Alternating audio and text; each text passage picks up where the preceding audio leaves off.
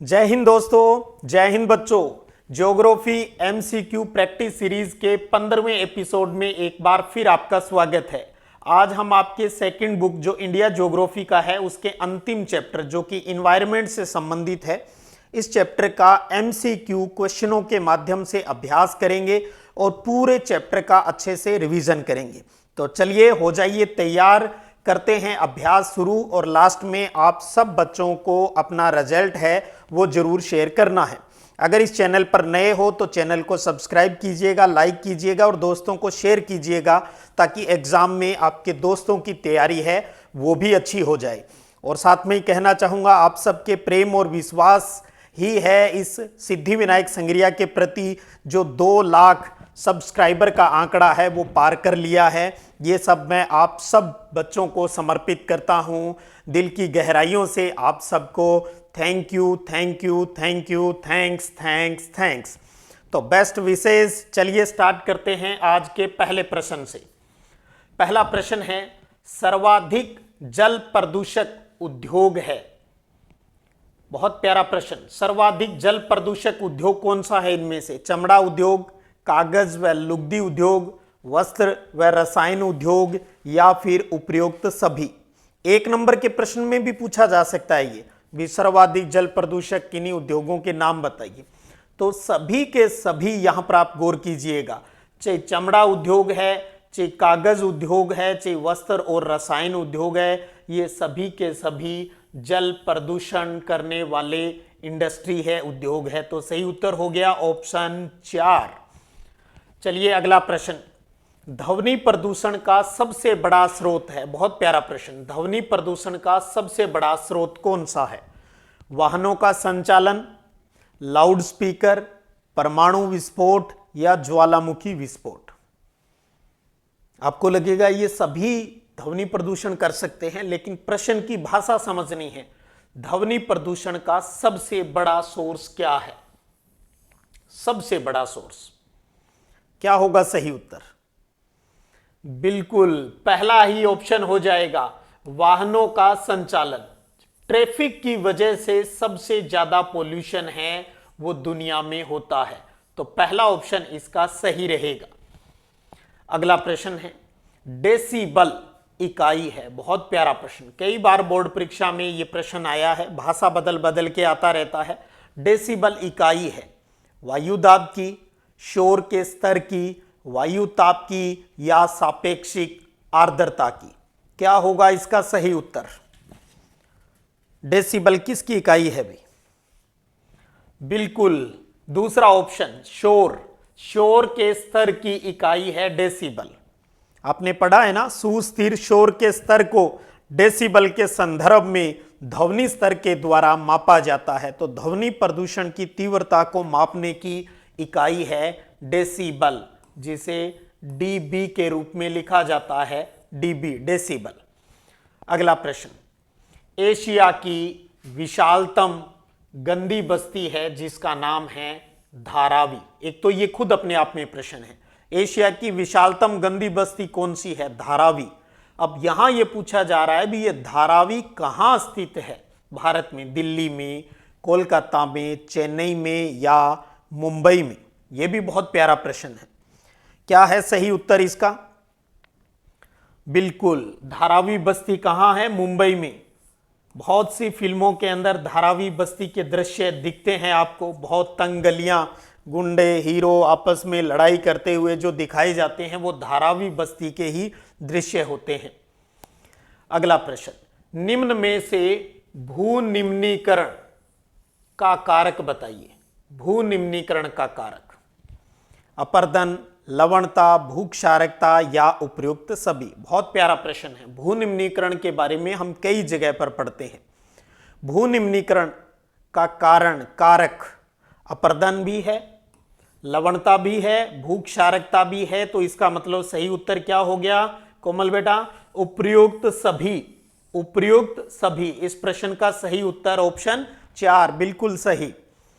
अगला प्रश्न है, राष्ट्रीय स्तर पर गंगा की सफाई के लिए कौन सा अभियान चलाया गया है अर्जुन बाबू? राष्ट्रीय स्तर पर गंगा की सफाई के लिए कौन सा अभियान चलाया गया है? हर हर गंगे, नमामि गंगे, गंगा ग्राम कार्यक्रम या गंगा बचाओ कार्यक्रम? क्या होगा इसका सही उत्तर?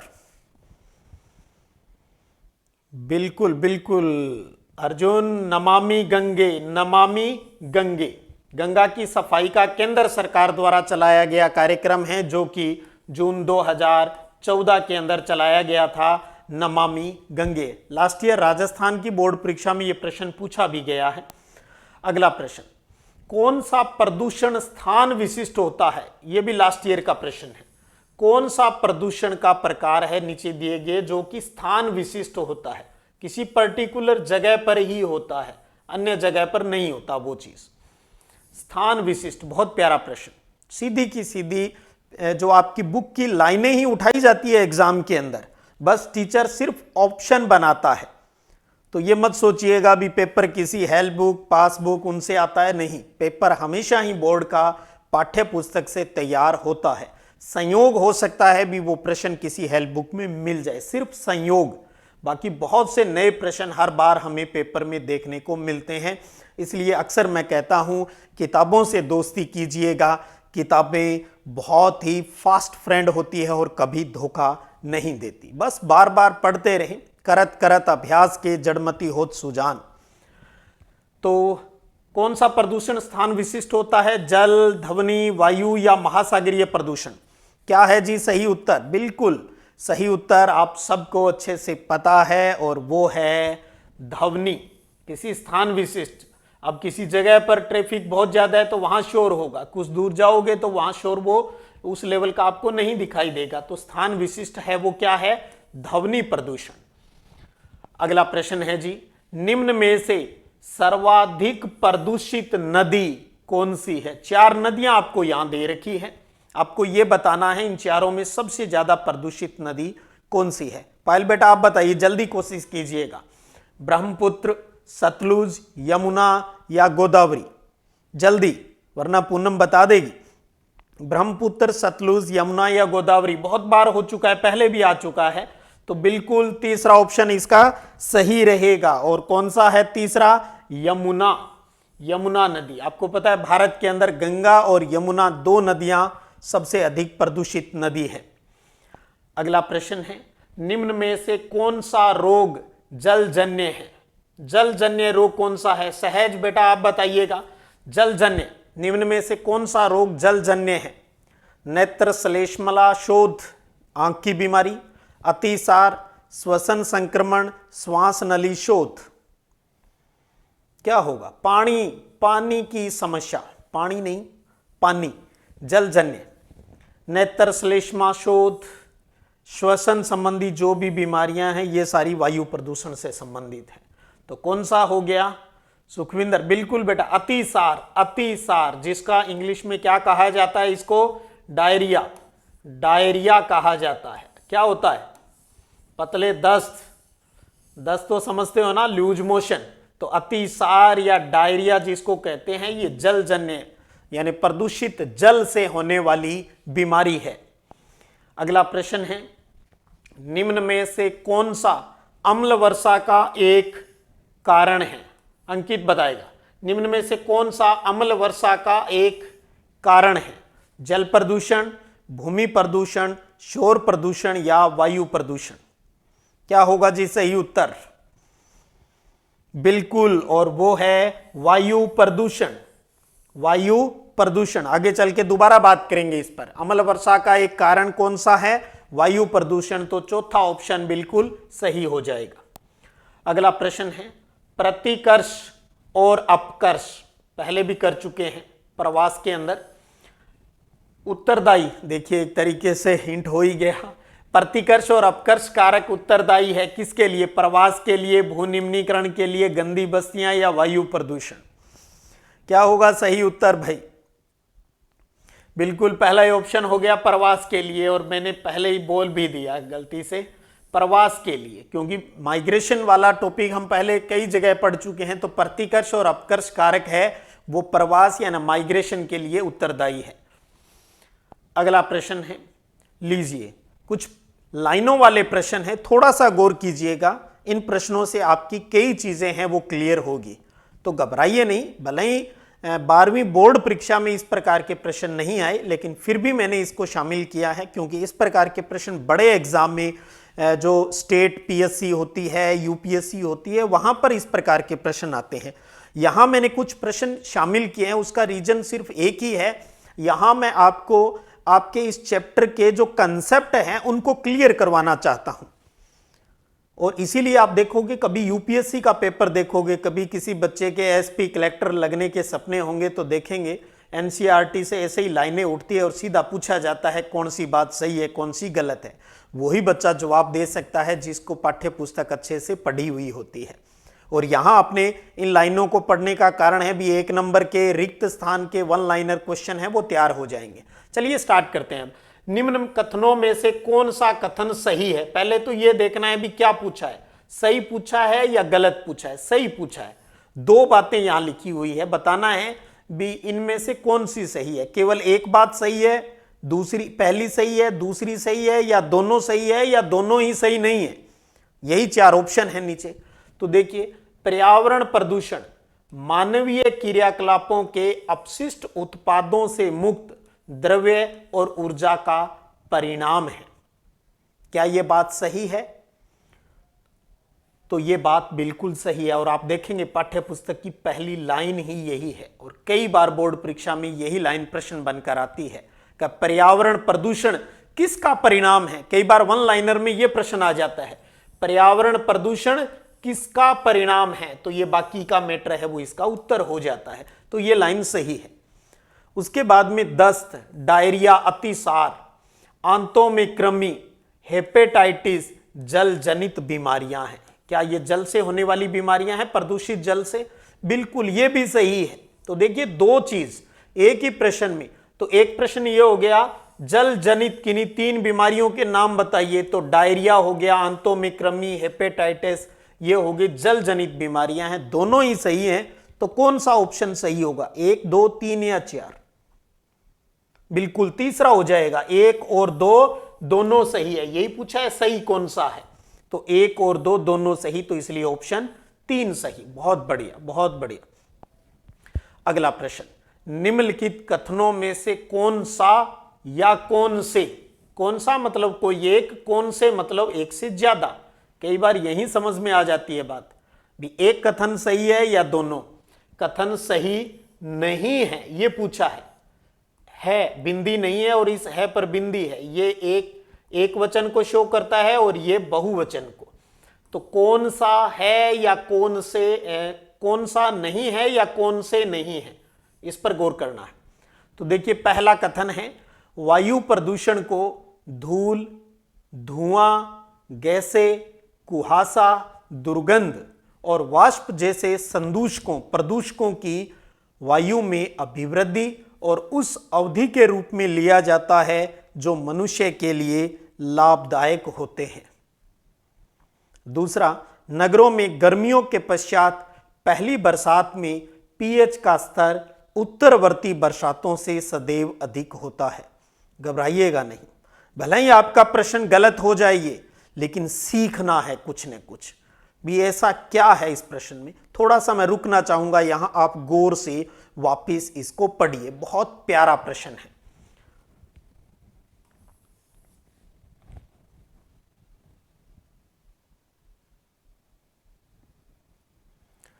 तो वायु प्रदूषणों को धूल, धुआं जैसे कुहासा, दुर्गंध, वाष्प जैसे प्रदूषकों की वायु में अभिवृद्धि और उस अवधि के रूप में लिया जाता है जो मनुष्यों के लिए या जंतुओं के लिए लाभदायक होते हैं। ये चीजें क्या लाभदायक होती है?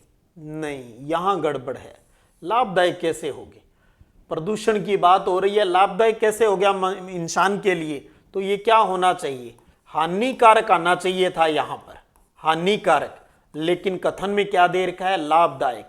इसका मतलब पहला कथन क्या हो गया? गलत, यानी ये सही नहीं है। चलिए ऐसे ही पोस्टमार्टम करते हैं दूसरी लाइन का। नगरों में गर्मियों के बाद पहली बरसात जो होती है उसमें पीएच का लेवल, स्तर यानी लेवल उत्तरवर्ती यानी पहली बरसात के बाद में जो बारिश होती है, उत्तरवर्ती यानी बाद में, बाद की बरसातों से सदैव अधिक होता है। गौर कीजिए, सही या गलत, कि पहली बरसात में पीएच का लेवल बाद की बरसात से अधिक होता है या कम होता है। आप दिमाग लगाइए, पीएच जानते हो ना, पीएच 7 होता है तो कहते हैं किसी चीज का तो वो न्यूट्रल है, 7 से कम है 1 6 5 4 3 2 1 तो हम कहते हैं अम्लीय है, 7 से अधिक है तो क्या होता है, क्षारीय। पहली बारिश, पीएच का लेवल सदैव ही क्या होता है, कम होता है। पहली बारिश का जो पानी है उसका पीएच कम होता है। कम का मतलब, इसका मतलब 1 2 3 यानी इनमें से, इसका मतलब वो ज्यादा अम्लीय होता है। और बाद की जो बारिश होती है उसका पीएच लेवल है वो अधिक होता है। तो पहले पीएच का लेवल कम होता है, तो इसका मतलब ये कथन भी हो गया गलत। दोनों ही गलत, क्योंकि एक में कमबख्त लाभदायक लिख दिया जबकि हानिकारक लिखना था, और एक में यह बताना था भी पहली बारिश का पीएच है वो कम होता है और उसने अधिक लिख दिया, तो इसलिए यह भी गलत हो गया। अब बारी है कौन सा सही नहीं है। तो पहला भी नहीं है, दूसरा भी नहीं है, दोनों किसमें है जी, बिल्कुल तीसरा ऑप्शन 1 और 2 दोनों ही सही नहीं है, दोनों ही गलत है। और क्या गलती है उस पर भी बात कर ली।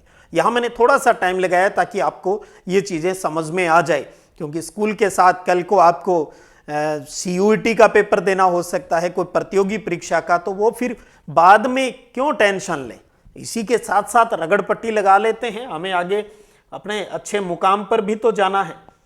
अगला प्रश्न फिर कथन का है, प्रदूषण का प्रश्न है जी। प्रदूषण के संबंध में निम्न कथनों में से कौन सा या कौन से कथन सही है या हैं, बताना है। 2 3 दे रखे हैं जी। पहला है कि वायु प्रदूषण में सल्फर के ऑक्साइड यानी सल्फर डाइऑक्साइड, सल्फर ट्राइऑक्साइड या नाइट्रोजन के ऑक्साइड NO2 सन्निहित होते हैं। वायु प्रदूषण में सल्फर के ऑक्साइड और नाइट्रोजन के ऑक्साइड सन्निहित यानी शामिल होते हैं। ये बात सही है या गलत है?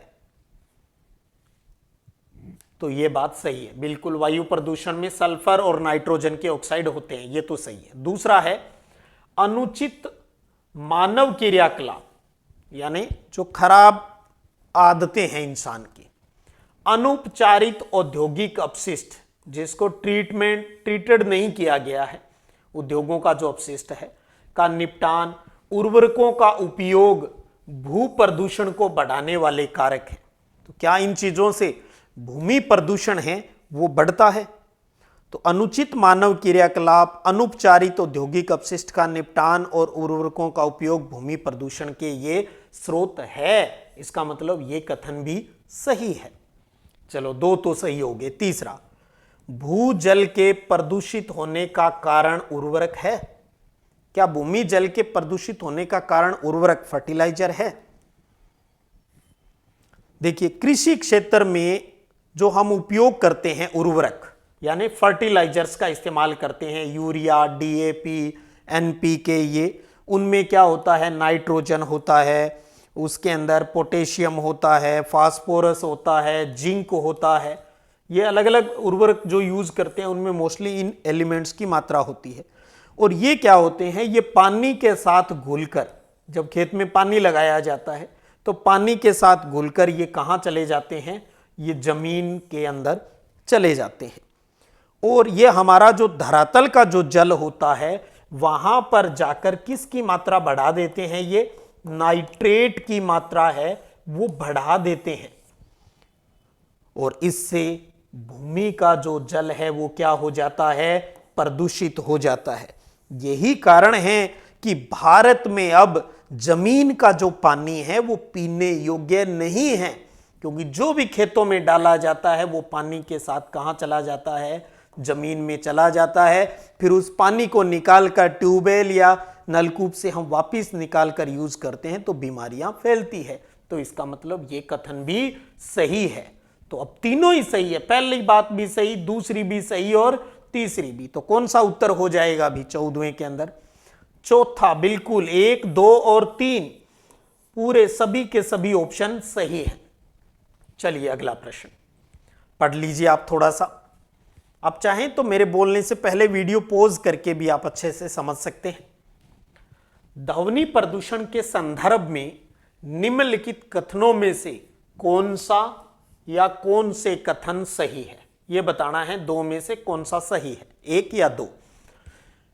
पहला कथन है कि विभिन्न स्रोतों से उत्पन्न ध्वनि का मानव की सहनीय सीमा से कम तथा सहज होना ध्वनि प्रदूषण है।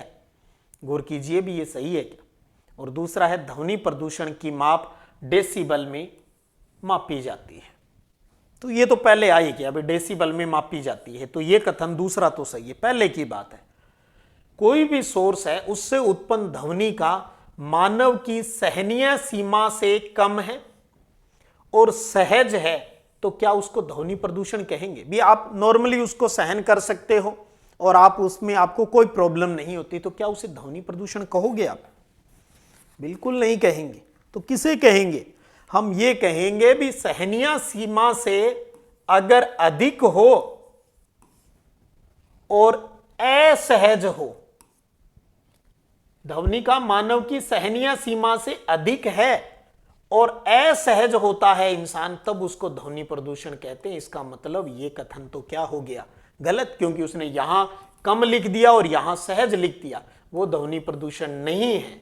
यहां अधिक और यहां असहज होता तब ध्वनि प्रदूषण की परिभाषा होती। तो पहला गलत है, दूसरा सही है। तो देखो अब कौन सा उत्तर सही हो जाएगा इसके अंदर? केवल 2, यानी दूसरा ऑप्शन इसका सही हो जाएगा। उम्मीद करता हूं आप सब बच्चे उद्देश्य समझ गए होंगे भी क्या उद्देश्य है इन लाइनों को शामिल करने का प्रश्नों में। अब आप ज्यादा इस पर मत सोचने लग जाना सर ऐसे प्रश्न बोर्ड में नहीं आएंगे। अरे नहीं आएंगे, पहले ही कह दिया। मैं यहां पर कुछ सिखाना चाहता हूं और सीखने वाले बच्चे को आज के इन प्रश्नों में बहुत कुछ मिलेगा। जो बड़े प्रश्न 1 नंबर 2 नंबर 3 नंबर के आएंगे उनमें आपको फायदा मिलेगा। अगला प्रश्न, निम्नलिखित कथनों में से कौन सा या कौन से कथन सही है? चलिए सही बताने हैं, 3 है।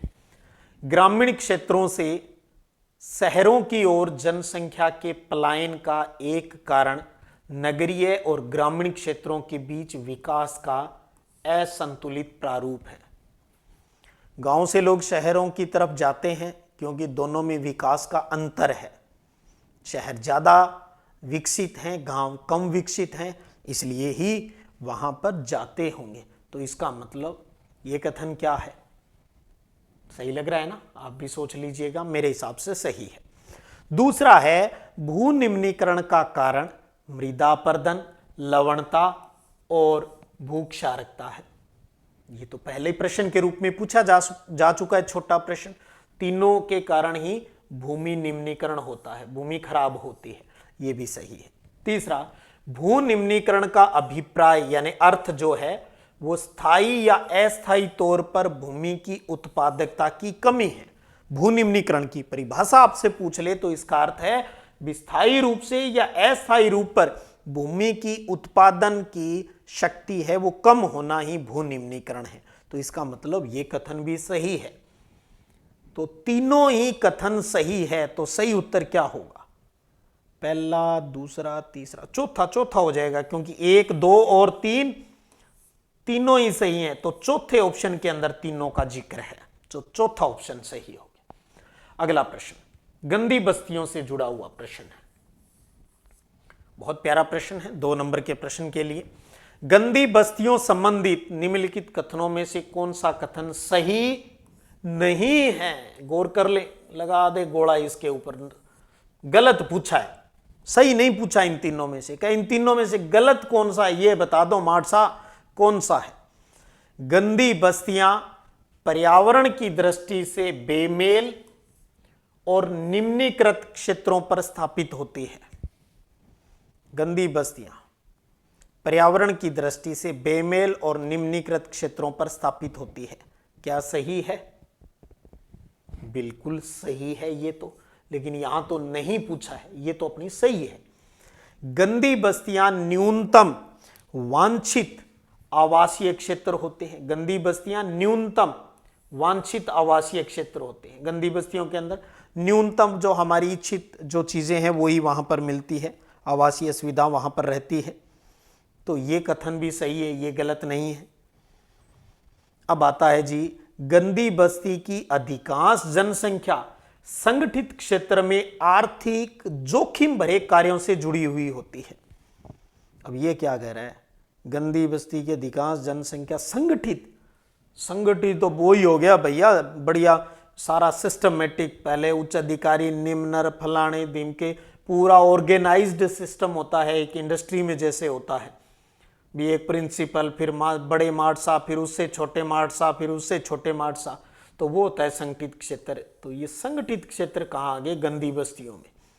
तो गंदी बस्ती की अधिकांश जनसंख्या संगठित क्षेत्रों में नहीं बल्कि क्या कहेंगे, असंगठित क्षेत्रों में, असंगठित क्षेत्र आएगा यहां पर, तब ये सही होती। तो इसका मतलब तीसरा जो कथन है ये गलत है, तीसरा गलत है, क्योंकि गंदी बस्तियां बहुत ही भीड़ भाड़, पतली संकरी गलियां और आग जैसे गंभीर जो खतरे हैं उनके जोखिमों से भरी होती है।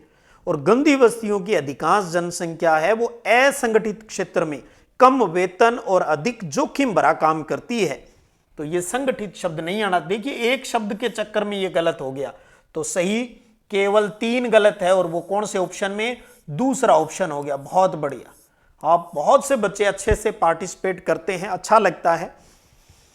अगला प्रश्न है जी, ग्रीन सल्फर संबंधित है। ग्रीन सल्फर, सल्फर नहीं, मफलर कीजिए यहां पर, ग्रीन सल्फर नहीं, ग्रीन मफलर। पहले तो प्रश्न सही कर ले, ये नया प्रश्न है आपके लिए, नॉलेज के लिए आपके। ग्रीन मफलर संबंधित है, ग्रीन मफलर, सल्फर नहीं है, मफलर। वायु प्रदूषण से, ध्वनि प्रदूषण से, मृदा प्रदूषण से या जल प्रदूषण से। क्या होगा जी सही उत्तर, ग्रीन मफलर। चलो तुक्का मार लो, तुक्का मारो। हाँ मारो मारो, कोई पहला भर रहा है, तीसरा, चौथा, हाँ दूसरा भी भर दो। ग्रीन मफलर संबंधित है, हाँ। और थोड़े से और मारो तुक्के, तुक्के भी सही होते हैं, तुक्के मारना ये भी एक कला है भैया। हाँ जी, हाँ जी। दूसरा इसका सही उत्तर है जी, ध्वनि प्रदूषण से संबंधित है। वाह वाह, जिनका सही अपने लिए पीठ थपथपा लो जल्दी से, वाह वाह, मेरा तुक्का सही गा। और कई तो ये कहेंगे मेरा तो पढ़ा हुआ है, इस चैप्टर में तो पढ़ा नहीं आपने, पर मुझे अच्छा लगता है ये प्रश्न, बड़ी प्रतियोगी परीक्षाओं में पूछा जाता है। तो इस चैप्टर से जुड़ा हुआ मैटर था तो दे दिया यहां। चलो बच्चों के साथ एंजॉय करेंगे। ग्रीन मफलर संबंधित है, ध्वनि प्रदूषण से संबंधित है। अब आपको नॉलेज के लिए बताऊं, ग्रीन मफलर क्या है। अधिक आबादी वाला जो इलाका होता है, जहां ध्वनि प्रदूषण ज्यादा होता है, तो वहां पर जो सड़क के जो किनारे हैं या औद्योगिक क्षेत्र हैं, जो आपके सड़कें जाती है, हाईवे जो जाते हैं, वहां पर पंक्तियों में, सड़कों के किनारे, औद्योगिक क्षेत्रों के किनारे, वहां पर वृक्षारोपण किया जाता है। वृक्षारोपण देखा है ना आपको, सड़कों के किनारे वृक्षारोपण, या जहां अधिक आबादी होती है उस शहर के चारों तरफ वृक्षारोपण किया जाता है और खूब सारी पंक्तियों में, 5-7 पंक्तियों में बोए जाते हैं। तो वृक्षारोपण करके ध्वनि प्रदूषण कम करने की तकनीक है ग्रीन मफलर। वृक्षारोपण करके ध्वनि प्रदूषण कम करने की ये एक तकनीक है। तो पेड़ लगाकर पोल्यूशन, क्योंकि पेड़ों के जो पत्ते होते हैं वो ध्वनि साउंड को सोख लेते हैं, तो उसे ही ग्रीन मफलर है वो कहा जाता है, ताकि जो घने पेड़ हैं वो ध्वनि प्रदूषण को कम कर सके। क्योंकि पेड़ आपको पता है ध्वनि को फिल्टर कर देते हैं और इससे नागरिकों तक पहुंचने से, आम जनता तक पहुंचने से ये रोकते हैं। तो देखिए आज एक नई चीज भी आपने सीखी है। चलिए आज का लास्ट प्रश्न, निम्न में से अम्ल वर्षा का एक कारण है। अम्ल वर्षा का कारण वायु प्रदूषण, ध्वनि प्रदूषण, भूमि प्रदूषण या जल प्रदूषण। जिनको अच्छे से पढ़ा है वो तो टिक लगाइए, बाकी तुक्के भी मार लीजिए क्या सही होगा अम्ल वर्षा का एक कारण। लीजिए भाई, जल्दी जल्दी सोचिएगा। संजय बाबू सोचिएगा आप, क्या होगा इसका सही उत्तर। हाँ भाई संजय, सही सही, वायु प्रदूषण। वायु प्रदूषण, वायु प्रदूषण। अम्ल वर्षा का एक कारण क्या है? वायु प्रदूषण। आपने पढ़ा है ना भी, सल्फर के जो ऑक्साइड है, सल्फर डाइऑक्साइड, सल्फर ट्राइऑक्साइड, या जो नाइट्रोजन के ऑक्साइड है, ये वायु प्रदूषण की वजह से होता है। और ये सब पानी के साथ रिएक्शन जब करते हैं तो क्या बना देंगे? ये बना देगा H2SO4। ये क्या हो गया अपना? तेजाब। तो ये बारिश का जो पानी है, ये वायुमंडल में है, ये ऊपर बादलों से पानी आ रहा है, दोनों मिलकर क्या बना दिया? तेजाब, H2SO4। ये बारिश के साथ जमीन पर आ गया, तो इसे ये अम्लीय वर्षा। इसी प्रकार NO2 है, ये बारिश के पानी के साथ मिलकर ये क्या बना देगी? नाइट्रिक एसिड बना देगी, HNO3। तो इस प्रकार H2SO4 HNO3 के रूप में क्या होती है? अम्लीय वर्षा होती है, अम्लीय वर्षा। तो जैसे जैसे वायु प्रदूषण बढ़ेगा, अम्लीय वर्षा है वो भी बढ़ेगी, और इसी वजह से स्किन कैंसर की प्रॉब्लम बढ़ती जाएगी। स्किन कैंसर भी इसी की वजह से होता है। तो अम्लीय वर्षा का एक प्रमुख कारण क्या है? वायु प्रदूषण। तो लीजिए, ये था जी आज का अपने चैप्टर के ये क्वेश्चन। 19 क्वेश्चन थे, लेकिन बहुत कुछ यहां पर आज आपके लिए सीखने को था। तो अब सबसे पहले आपसे कहूंगा, आप जल्दी से अपना जो रिजल्ट है वो जरूर शेयर कीजिएगा, अच्छा लगेगा मुझे, आपके लिए ही प्रयास करता हूं। तो आपके जो कहते हैं ना कमेंट आता है तो अच्छा लगता है, कोशिश रहती है जवाब देने की, वो भी आपके उचित प्रश्न जो होते हैं उनके जवाब भी देता हूं। ये नहीं है भी आपके कमेंट नहीं पढ़ता जरूर हूं, इसलिए कमेंट जरूर किया करें। और एक प्रश्न और भी पूछ लेता हूं, क्या आप मुझे ये बता सकते हो कमेंट सेक्शन में, पर्यावरण दिवस कब मनाया जाता है या पृथ्वी दिवस कब मनाया जाता है? जवाब दीजिएगा कमेंट सेक्शन में। फिर मिलते हैं अगले वीडियो क्लास के अंदर। और अब अपने, क्योंकि ऑब्जेक्टिव क्वेश्चन सभी चैप्टर्स के हो गए हैं, तो अब हम ज्योग्राफी की बोर्ड परीक्षा के लिहाज से इंपॉर्टेंट प्रश्नों की सीरीज वो भी स्टार्ट करेंगे। और एक तरीके से कहूं भी, हर चैप्टर का हम शॉर्ट में रिवीजन करेंगे बोर्ड परीक्षा के हिसाब से। तो उन रिवीजन क्लासों को भी आपको अच्छे से देखना है, अपने दोस्तों को भी देखने के लिए मोटिवेट है वो करना है। फिर मिलते हैं अगले वीडियो क्लास में, तब तक जय हिंद, जय भारत।